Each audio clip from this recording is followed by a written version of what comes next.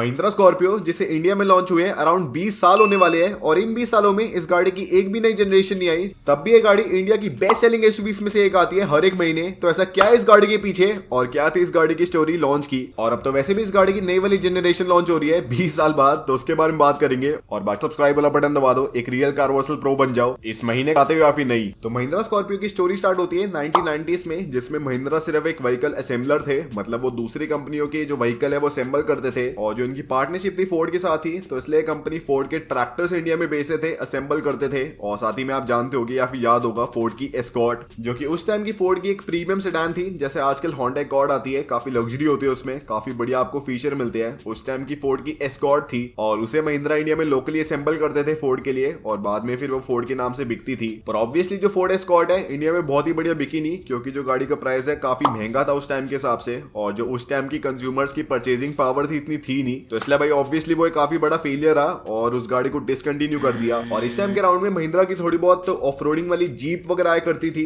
जिनमें बढ़िया off roading थी, लेकिन भाई ऑब्वियसली हर बंदा ऐसी गाड़ी चला नहीं सकता, तो इसलिए भाई महिंद्रा को कोई ऐसी गाड़ी चाहिए थी जो कि हर बंदा चला पाए। पर लेकिन उस टाइम पे जो टाटा मोटर्स थे उनकी बहुत ही बड़ी पहचान थी, उनके जो कमर्शियल व्हीकल थे, उनके बसेस और ट्रक्स तो बहुत ही बढ़िया बिकते थे, और साथ ही में जो उनकी गाड़ियां थी सियरा वगैरह वो भी काफी फेमस हो गई थी इंडिया में। और जो मारुति है उसकी भी सेल्स काफी बढ़िया ग्रो करी थी, जो उनकी मारुति 800 है इंडिया में काफी बढ़िया परफॉर्म करी थी। तो इसलिए भाई आनंद महिंद्रा चाहते थे कि इंडिया में महिंद्रा की भी ऐसे एक डिस्टिंक्ट आइडेंटिटी बने पैसेंजर व्हीकल वाले सेगमेंट में, जैसे टाटा मोटर्स की है या फिर मारुति की है। और फिर 1993 में क्या हुआ कि पवन गोयनका, जो कि अब तो महिंद्रा की एमडी रह चुके हैं और रिटायर हो चुके हैं, वो 1993 में जीएम में काम करके अमेरिका में काम करके आए थे, और अब उन्होंने महिंद्रा को ज्वाइन किया था, तो उन्हें जो ऑटोमोटिव सेक्टर है उसकी बहुत ही बढ़िया नॉलेज थी। और उस टाइम पे एलन ड्यूरांटे भी कंपनी में थे, जो कि कंपनी का डिजाइनिंग वाला काम करते थे। फिर 1997 में महिंद्रा ऑटोमोटिव के अंदर प्रोजेक्ट स्कॉर्पियो को लॉन्च करा, जो कि इस ब्रांड का एक नया प्रोजेक्ट था, जो कि यूटिलिटी व्हीकल होने वाला था, जिसमें आपको ऑफ रोडिंग तो सही मिलेगी, साथ ही में इस गाड़ी में चलाने में मजा आएगा, और इस गाड़ी को आप सिटी में भी और बाकी ऑफ रोड कंडीशन में भी चला पाएंगे। फिर 1998 तक इस ब्रांड ने जो ब्लूप्रिंट है प्रोजेक्ट स्कॉर्पियो का वो रेडी कर लिया था,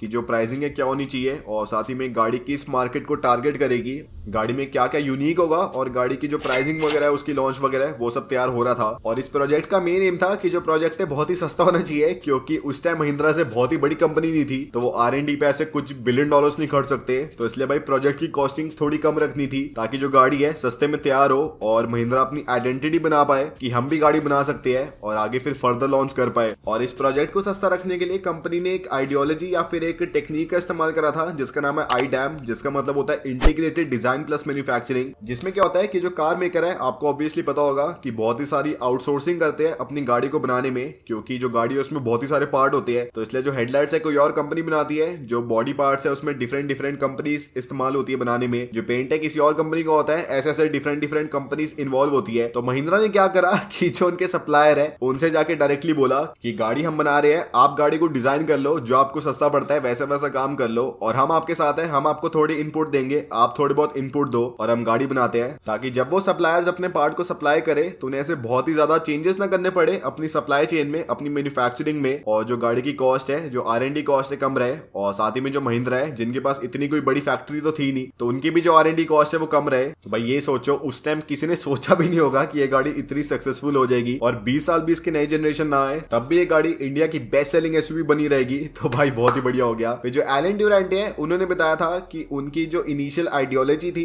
इस गाड़ी को डिजाइन करने में, कि कोई भी एक 10 सीटर यूटिलिटी व्हीकल लेना और उसे एक्सटेंड करके 13 सीटर बना देना, ताकि जो कंपनी है उसकी थोड़ी डिस्टिंक्ट आइडेंटिटी बन पाए, और जो इसकी मैन्युफैक्चरिंग कॉस्ट है, जो R&D कॉस्ट है, काफी कम रहे। लेकिन एक दिन क्या होता है कि एलन ड्यूरांटे महिंद्रा को कॉल करते हैं और कहते हैं कि एक बार आप डिजाइन ऑफिस में आओ, मुझे आपको कुछ दिखाना है। और जो आनंद महिंद्रा है डिजाइन ऑफिस में जाते हैं, और जो एलन ड्यूरांटे उन्हें दिखाते हैं एक 7 सीटर एसयूवी का प्रोटोटाइप, जो कि उस टाइम उस कंपनी के एक फ्रेशर, जो कि एक 26 साल का IITian था, उसने बनाया था। और भाई आनंद महिंद्रा ने जब देखा उन्हें भी बहुत ही पसंद आया। फिर उन्होंने पूछा पवन गोयनका से और एलन ड्यूरांटे से कि इस वाली अगर हम गाड़ी को बनाते हैं, और जो हमारी पहले वाली आइडियोलॉजी थी कि 10 सीटर गाड़ी को 13 सीटर बना दो, अगर उसे खत्म करते हैं तो कितनी कॉस्टिंग आने वाली है। और फिर जो एस्टिमेट लगाया गया वो अराउंड 550 से लेके 600 करोड़ के बीच में था। Back to the board and board said go ahead. और उस टाइम फिर महिंद्रा ने कहा कि हम कुछ ऐसा नहीं कर सकते कि गाड़ी चली ना, कोई बात नहीं, हमें चलानी पड़ेगी, क्योंकि भाई कंपनी थोड़ी छोटी थी उस टाइम के हिसाब से और जो कंपनी के पास कैश था, जो एसेट्स इतने थे नहीं कि अगर ये 600 करोड़ खत्म हो गए तो कंपनी दोबारा सर्वाइव कर लेगी। तो फिर ऑफिशियली जो प्रोजेक्ट स्कॉर्पियो है, जो आज हम स्कॉर्पियो देखते हैं, उसको ग्रीन लाइट मिली और ऑलमोस्ट 5 साल लगे। 120 बंदों के आसपास की टीम थी जो कि इस गाड़ी की डिजाइनिंग पे लग गए, इसके मैकेनिकल फंक्शन पे लग गए, अपने सप्लायर से एकदम कोलैबोरेट होके इस गाड़ी को डिजाइन करने में लग गए। और फिर ऑफिशियली जून 20, 2002 को इस गाड़ी का इंडिया में लॉन्च होता है 5.5 लाख रुपए एक्स-शोरूम इंडिया के दाम में। और उस टाइम पे सोचो इस गाड़ी का जो मेन राइवल था वो कौन सा होगा?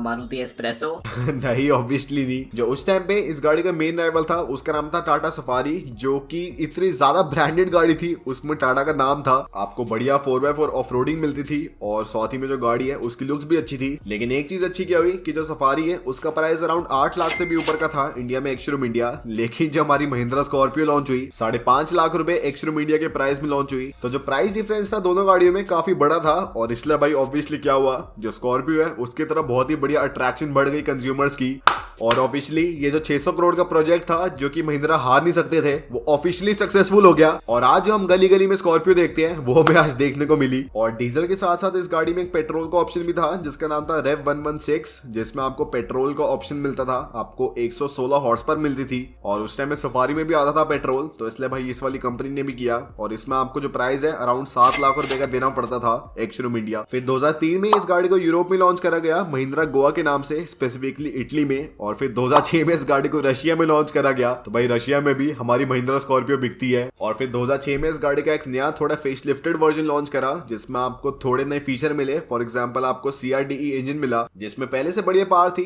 पहले से बढ़िया टॉर्क था और साथ ही में आपको जो इसकी रेयर की लाइट्स है और जो सामने के बम्पर वगैरह उनकी लुक्स में भी थोड़े बहुत चेंजेस मिले। और अभी भी इस गाड़ी का जो प्राइस है काफी कुछ सिमिलर ही था, 6 लाख रुपए के आसपास का था एक्स-शोरूम इंडिया। फिर 2009 में इस गाड़ी की एक और नई जनरेशन लॉन्च होती है जिसमें आपको पहले से और नई लुक्स मिलती है, आपको नई हेडलाइट्स मिलती है, आपको नया बॉनेट मिलता है, आपको नए बम्पर मिलते हैं, आपको नए अलॉयज मिलते हैं, रेयर में आपको नई लुक्स मिलती है, साथ ही में जो इंटीरियर है उसमें आपको नए एडेड फीचर्स मिलते हैं। और अभी इस गाड़ी में आपको ऑटोमेटिक ऑप्शन मिला जो कि पहली इंडिया की डीजल एसयूवी बनी जिसमें आपको ये वाला ऑप्शन मिलता है, तो भाई बहुत ही बढ़िया हो गया। और फिर 2009 में इस गाड़ी का एक पिकअप वाला वर्जन जिसका नाम था महिंद्रा गेटअवे, उसको लॉन्च करा ऑस्ट्रेलिया में महिंद्रा पिकअप के नाम से। और इस गाड़ी की उस टाइम में 2 स्टार की रेटिंग थी एनकैप की, लेकिन ऑस्ट्रेलिया में लॉन्च करने के लिए इस गाड़ी में थोड़े और फीचर्स को ऐड कर दिया सेफ्टी में, ताकि इस गाड़ी की 3 स्टार की रेटिंग हो जाए और ऑस्ट्रेलिया की जो स्टैंडर्ड है उसके हिसाब से गाड़ी मीट कर पाए। और फिर आते हैं भाई रोहित शेट्टी, इन्होंने इस गाड़ी को इतना फेमस कर दिया अपनी मूवी से, इतना बड़ी से ऐसे उड़ा दिया, फाड़ दिया। जिनकी मूवीज में पुलिस वाले हैं उनको ये गाड़ी दे दी, तो भाई ये गाड़ी बहुत ही फेमस थी। और भाई इंडिया की जो मूवीज है उनकी एक थीम बन गई है कि जो ब्लैक वाली स्कॉर्पियो है वो जनरली गुंडों के पास होती है और जो व्हाइट वाली स्कॉर्पियो है वो जनरली पुलिस वालों के पास होती है।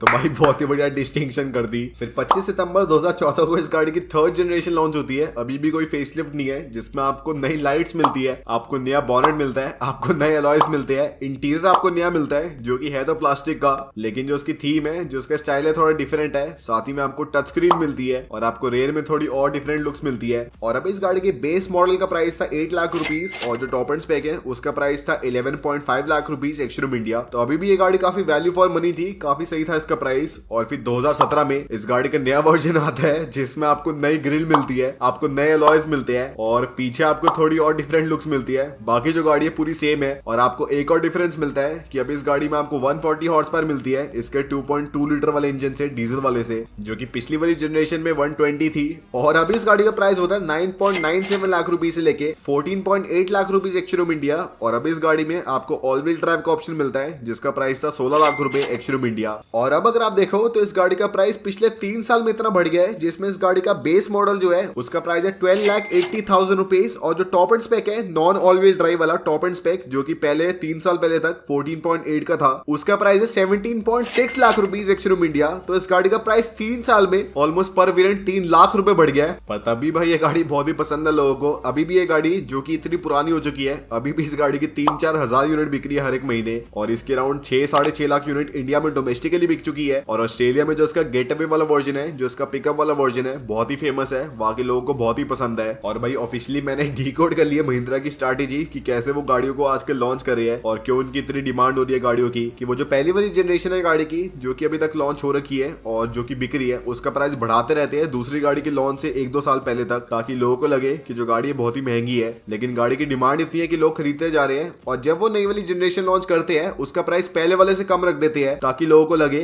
कि जो नई वाली जनरेशन है पहले से भी सस्ती है और उसमें आपको पहले से बहुत ही सारे फीचर मिलते हैं, तो ये तो वैल्यू फॉर मनी है ही, तो इसे जाके ले लो। तो ये है भाई महिंद्रा की स्ट्रैटेजी जो कि मुझे लगता है। और बाकी जो नई वाली स्कॉर्पियो है 2022 में ऑफिशियली लॉन्च होगी और जो 3 महीने मेरे ख्याल से जिसमें लॉन्च हो सकती है, पहला है जून, क्योंकि जो पहली वाली स्कॉर्पियो थी जो कि सबसे पहले वाली थी वो जून में लॉन्च हुई थी। सेकंड महीना अगस्त या फिर अगस्त 15, क्योंकि जो XV700 है या फिर जो नई वाली थार है दोनों ही अगस्त 15 को लॉन्च हुई थी या फिर अक्टूबर में लॉन्च हो सकती है। तो भाई यही 3 महीने जो कि मैं मानता हूँ कि लॉन्च हो सकती है गाड़ी, पर पक्का लॉन्च होगी। मैं आपको एकदम डिटेल में वीडियो बना के दिखाऊंगा इस गाड़ी की तो या फिर नहीं।